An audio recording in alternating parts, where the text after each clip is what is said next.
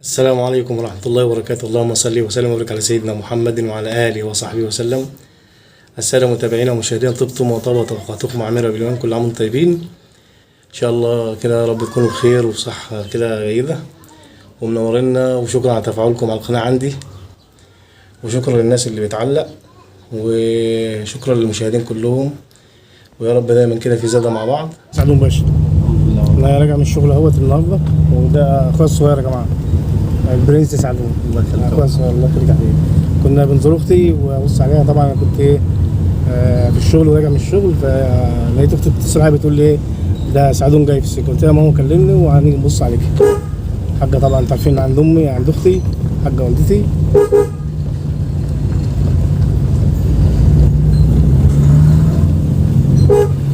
وعليكم. عامل ايه يا سعدون؟ تمام والله. تمام. نعم والله. منور يا حبيبي. الله يخليك. ربنا يصلح حالك وحالنا وحال المسلمين جميعا. احنا مروحين البيت بقى عشان طبعا جوز اختي كان عازمنا على الغدا عنده، ربنا يوسع عليه، ناكل كده في الفرع عنده ان شاء الله يعني. ربنا يفرح اولادك يا سعدون واولادي كده واولاد الناس كلها كده، ربنا يفرح قلوب الناس، ربنا يوصل الناس في حالهم. تعالوا معانا بقى كده هنجيب الكاميرا بقى نوريكم الطريق. وادي الطريق بتاع العودة بقى، ورايحين البيت عندنا ان شاء الله كده. سعدون ينام في بيته ان شاء الله. وادي المخابر بتاعت سلامونا. السلام عليكم ورحمة الله وبركاته. السلام عليكم وعلى عباد الله الصالحين. أشهد أن لا إله إلا الله وحده لا شريك له، وأشهد أن سيدنا محمدا عبده ورسوله. السابقون ان شاء الله. اللهم وسع مدخلهم ويغفر الله عندنا وبهم، اللهم كن لهم ولا تكن عليهم، اللهم اغسلهم بالماء والثلج والبرد، اللهم نقيهم من الذنوب والخطايا، اللهم عافيهم واعف عنهم، سبق لهم وجه الاخطاء منهم، اللهم اغفر لهم وارحمهم كما ربنا صغيرا يا رب. السلام عليكم. احلى حاجه يا جماعه صله الرحم، دي بيتبارك في العمر وبتبارك وربنا بيزود بها الرزق ان شاء الله. ومن ضمن جوابر الخواطر اللي هي صله الرحم، ربنا يوسع المسلمين جميعا. اهم حاجه تواصل. شوفكم بقى في البيت ان شاء الله.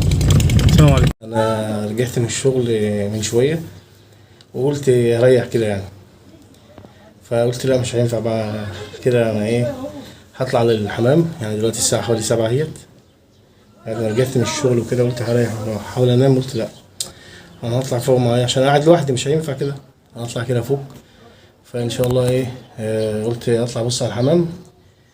وفي حاجه هعملها طبعا، عندي هدوم بقالي اسبوع ما كنت بغير والكلام ده، هحط الهدوم ده انقعها في الميه عشان اغسل الهدوم يعني. اول مره من فتره طويله، من يجي حوالي احنا متجوز في 2010، من 2010 لحد النهارده اول مره هغسل صراحه يعني.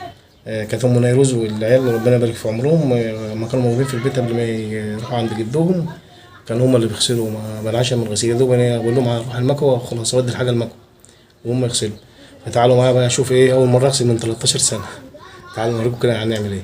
تعالوا معايا، وبعدين كده اطلع الحمام وانتوا، وبعدين اروح عند واحد صاحبي جاري في البيت، هبقى اوريكم كده انا هعمل ايه هناك معايا. تعالوا معايا يا باشا. هجيب بقى الكاميرا الاماميه عشان اوريكم. بيقول عليها عندنا في الارياف كده، دي اسمها كروانه او حاجه بتاعت الغسيل يعني. نخش بقى الحمام اهو.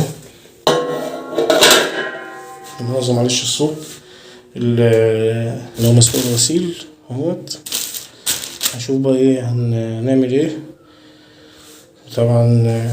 الاول هشطف المكان اللي هغسل فيه الاول.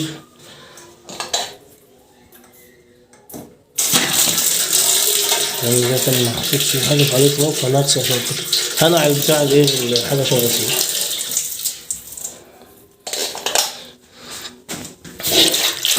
هنقع بس الميه الغسيل ده الاول.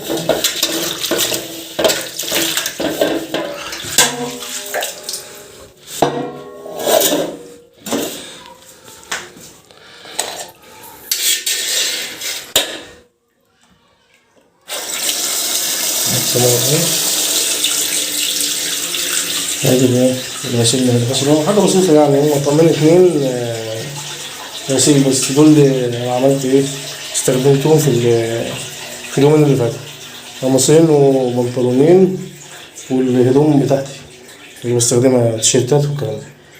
فتعالوا معانا اهو.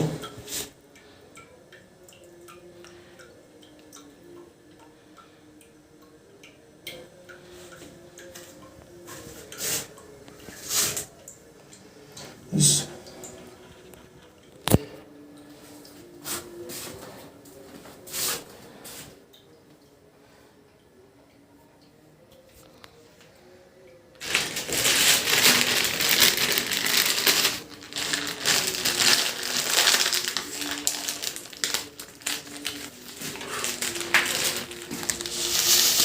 نحط جزء من المسحوق عشان ايه ابل في الهدوم بس كده، مش عايزين نحضر ميه كتير. هشيل الايه الفارق. هنبدأ بقى ايه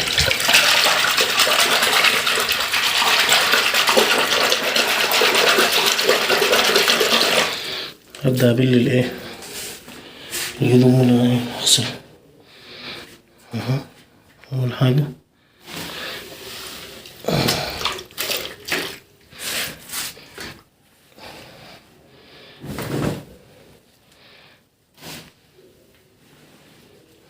سديري، هعمل لهم لمدة يوم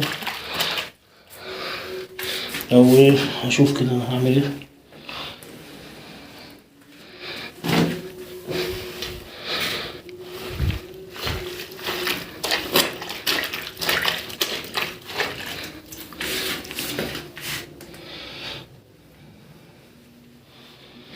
انا طبعا معرفش في الغسيل، بس ايه انا بحط فواتح على غوامق بقى ايه، زي ما تيجي احط عليهم ميه اهو.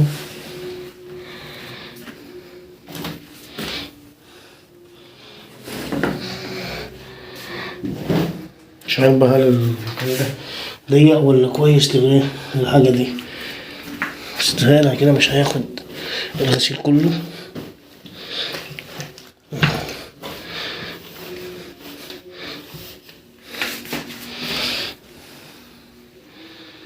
هخلي البنطلون الأسمر ده بقى للآخر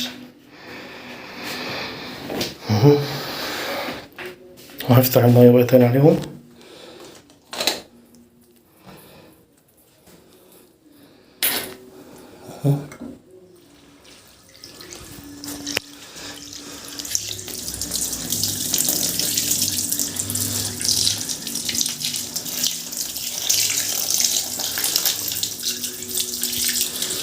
تعالوا بقى ايه لما نبل الغسيل اوريكم انا هعمل ايه تاني. تعالوا معايا.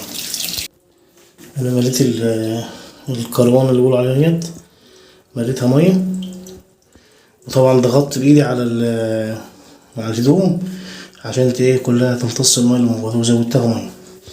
تعالوا بقى نروح نشوف ايه الحمام. يلا بينا. هنسيب بقى المكان لان احنا هنغيب فترة، فهنطفي النور بقى عليه اهو. هنقفل الحمام عشان ممنوع تسيب باب الحمام مفتوح. من السنن بتاع سيدنا النبي صلى الله عليه وسلم انك لو هتنام وهتسيب المكان ما تسيبش باب الحمام ولا الإضاءة متغطى بالليل. من السنن يعني اللي الناس بتتركها، سنن منسية. بسم الله الرحمن الرحيم.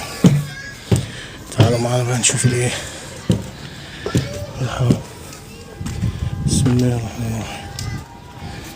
اللهم صل على النبي.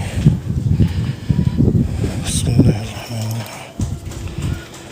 بسم الله بسم الله ما شاء الله. هنقفل بقى عشان مش هتخرج.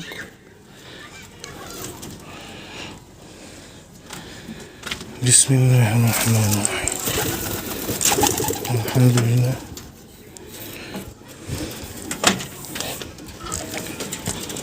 هذا من فضل ربي. الحمد لله عندهم ميه اهو. بسم الله الرحمن الرحيم. اللهم صل على النبي.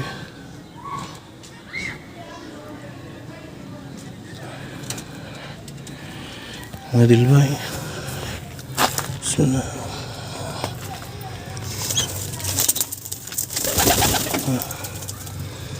بسم الله.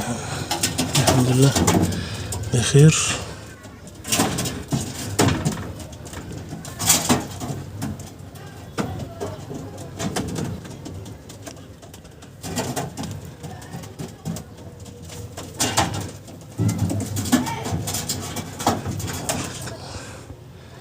بسم الله ما شاء الله.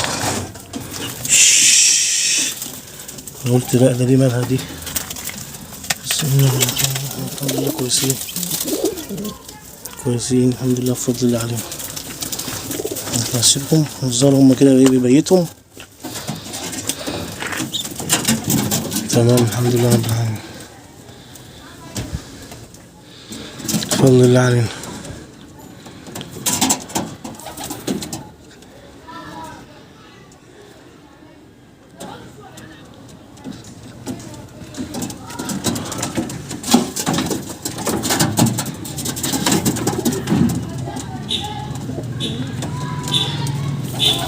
انا بحاول اتاكد من العدد يا جماعه. انا ايه بيهيأ لي ان في حاجه ناقصه. ادي كده 2 ادي كده 3 هم 3 وادي كام. بسم الله الرحمن الرحيم. 1 2 3 4. في حاجه بايته فيها حاجه ناقصه حاجه زي كده. قبل ما نبص عليكم. بسم الله الرحمن الرحيم. 7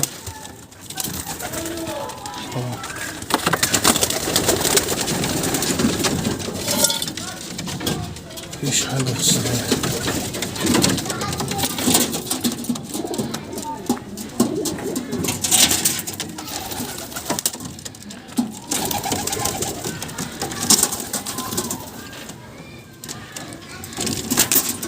الحمد لله كويس كده يعني. ممكن نطلع لهم الصبح ان شاء الله.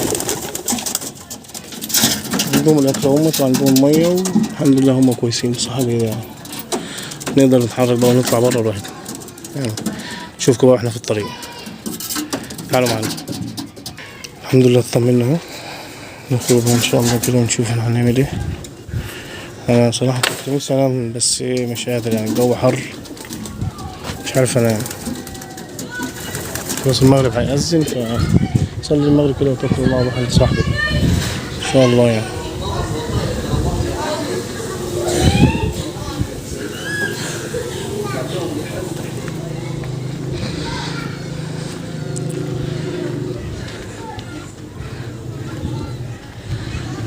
توكلنا على الله. ودي طبعا العشة اللي احنا قافلينها ان شاء الله كده. وده المكان اللي انا عايز مكان بعيد عنكم كده مع الناس كلها يعني. دي العرسة هربت من المكان ده ودخلت جوه العشة دي خلصت على الطيور اللي هي الكتاكيت. فانا هاجي في يوم ارتب المكان دوت ان شاء الله كده واشوفها دخلت منين كده واقفله. احاول اقفله يعني. هيعوز شغل كتير فان شاء الله مع بعض كده. وربنا يساعد كل واحد على حاله ان شاء الله. طبعا هي ايد لوحدها ما تسيبش بس هتعمل ايه. الظروف بتحكم عليك بشيء فلازم انت ايه تتحرك في حدود الامكانيات وفي حدود المساحة اللي انت مسموح لك بيها. اتحرك وان شاء الله كده خير. وربنا يديم التفاؤل كده على الناس كلها ان شاء الله. ودعوات كلنا كده بالزيادة وصلاح الحال ان شاء الله. تعالوا معنا بقى نشوف بقى ايه بقية اليوم او المحتوى هيبقى ايه اللي هيتم فيه. طبعا دي حقول الذرة في عندنا في البلد بفضل الله سبحان الله يعني. ربنا يبارك لكل حد كل حي. منظر سبحان الله يعني. بسم الله ما شاء الله لا قوة الا بالله. ربنا يبارك للناس كلها يعني. الحمد لله. وربنا يديم نعمة علينا وعلى المسلمين جميعا وعلى كل الأمة العربية والإسلامية. وربنا ينجي المستضعفين في مشارق الأرض ومغاربها. ودعواتكم لأهلنا في كل مكان في السودان وفي غزة وفلسطين كاملة وفي مصر والدول العربية كلها وفي سوريا وفي العراق وفي الشيشان وفي بورما وكل بقاع الأرض واي مكان فيه مستضعفين ربنا يعزهم كده ويصرف عنهم السوء عن جميع البشر يا رب. تعالوا معنا. انا هنزل بقى ايه ان شاء الله كده، مفضلش وقت على المغرب، صلاة المغرب واتوكل على الله. بسم الله الرحمن الرحيم. بسم الله توكلنا على الله.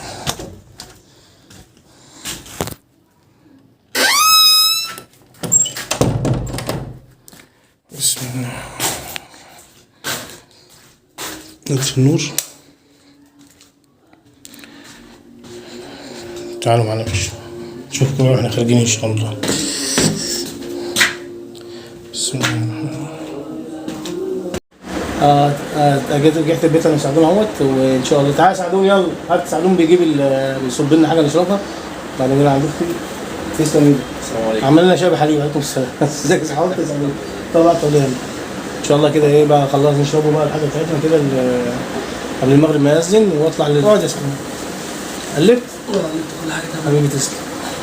2 عزاب في البيت يا جماعه. حبيبي يا سعدون. حبيبي يا باشا. الله يخليك يا حبيبي. بعد ما جينا من عند اختي بقى ان شاء الله كده شوفنا مطمنا عليها، والحمد لله اتغدينا هناك زي ما قلت لكم. احمد جوز اختي كان عازمنا على الغدا، ورجعنا البيت بقى عشان ايه نريح في بيتنا ان شاء الله كده. نشوف بقى ايه بقيه اليوم هيمشي ازاي. تعالوا معانا. انا صليت المغرب وهنطلع بقى ايه المشوار اللي قلت لكم عليه. نروح عند صاحبي بقى كده في المنشيه، على ايه العزبه ان شاء الله يعني. توكلنا على الله. تعالوا معانا كده واحنا ايه اصور لكم الطريق واحنا ماشيين برضه. توكلنا على الله. تعالوا معانا. ماشي اهوت رايح العزبه ان شاء الله. نروح عند الراجل اللي رايح. السلام عليكم.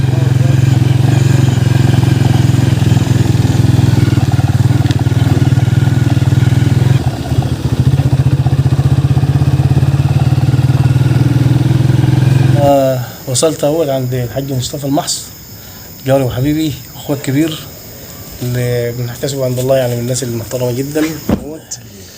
ازيك يا حاج مصطفى؟ الله يبارك فيك. ازيك؟ ومعلش بقى لي بابا عارفك ايه؟ نورت الدنيا. الله يخليك. هنجيب بقى الكاميرا الاماميه عشان ايه نوريك الحاج مصطفى. تعالوا معايا. ازيك يا حاج مصطفى؟ الله يخليك. منور يا حاج. الله يبارك فيك. الله يخليك. كل عام طيب. ازيك يا ام حسام؟ كل عام طيبه. انا وصلت البيت اهوت عندهم وقلت لهم انا عازم نفسي على اكل، عايز جبنه وعيش. تعالوا معانا بقى كده نشوف بقيه اليوم. توكلنا على الله. من الناس اللي بنحبهم جدا الحاج مصطفى، بنعتبره اخويا الكبير والله. الحمد لله ربنا يديم المعروف. الله يخليك يا ابو حسام. الجميله بالذات. العيال لسه موجود طبعا. وفينا بتوشر الجلال. يا رب احنا وانت المسلمين. يلا نشوفكم بقى كده ايه بقيه اليوم في البيت وان شاء الله كده. توكلنا على الله. نجم مصر فنان العظيم الاستاذ والاسره الموسيقيه، لحظات تعارف مع الاسره الموسيقيه. عقبال محمد عبد الرزاق.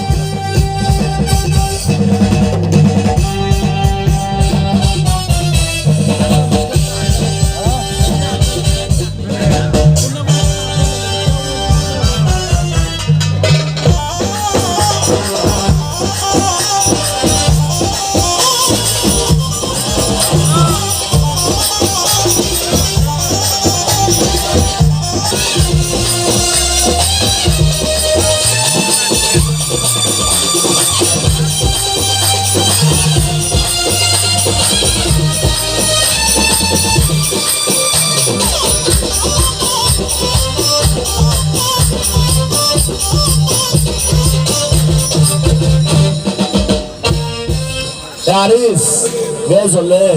تعالى يلا. تحية كبيرة لفرحة النهارده، وتحياتنا لكل الضيوف الموجودة، كل الناس اللي جاية. الحقيقة مرة مليون. حاضر ماشي يا استاذ. ماشي يلا يا عمو. نسمع نجم النبي بتاعه وعلى كده هناخدك على كده يا عريس.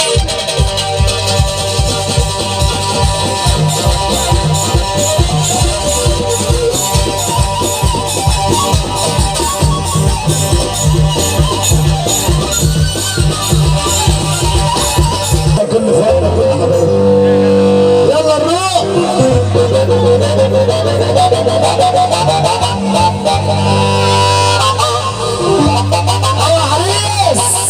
السافة، واللي يحب النبي يرفع ايده للنبي فوق.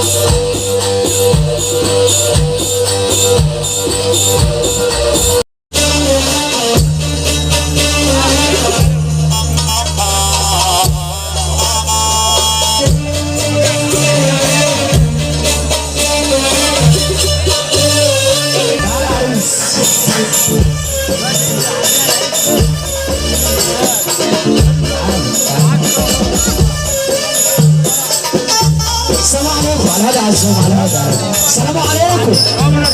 وحياة النبي اللي جاب فرحان العريس من قلبه يسمعنا السافة. مش عايز اكتر من كده. ها ساكت الرجاله معانا.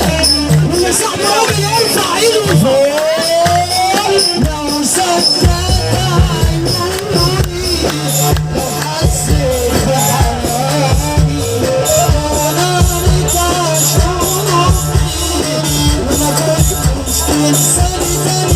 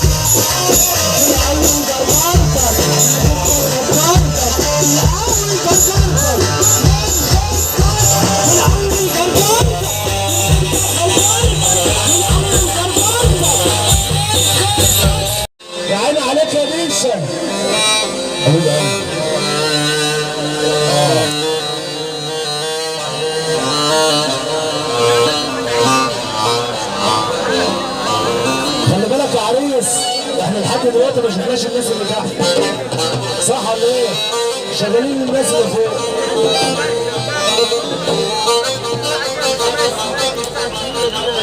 بخيالك يا ابو بسمله.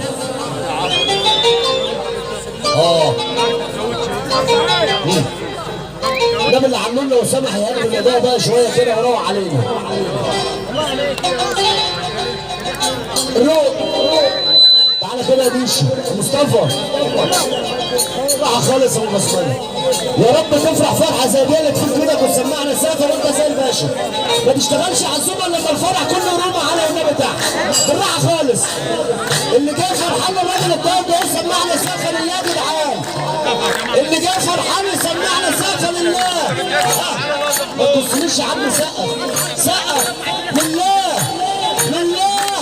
اللي يديله ربنا يرفع عينه فوق. روح.